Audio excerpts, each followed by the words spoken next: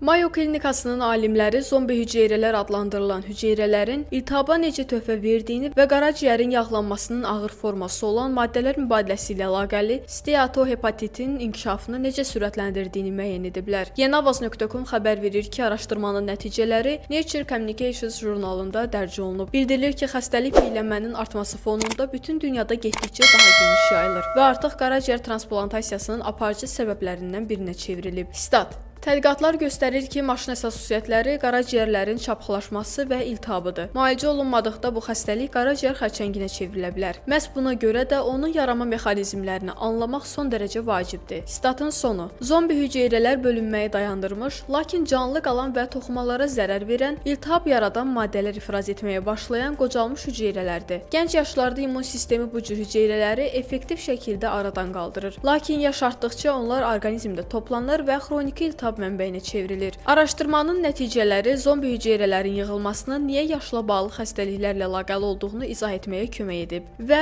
MASH ilə yanaşı xroniki iltihabla bağlı digər vəziyyətlərin müalicəsi üçün yeni terapevtik hədəfləri önə çıxarıb. Alimlər hesab edirlər ki, əgər qocalmış hüceyrələrin zərərli təsirlərini zəiflətmək mümkün olsa, bu qaraciyərlərin iltihabı xəstəliklərinin və yaşla əlaqəli digər patologiyanın qarşısını almağa və ya onların inkişafını ləngitməyə kömək edə bilər.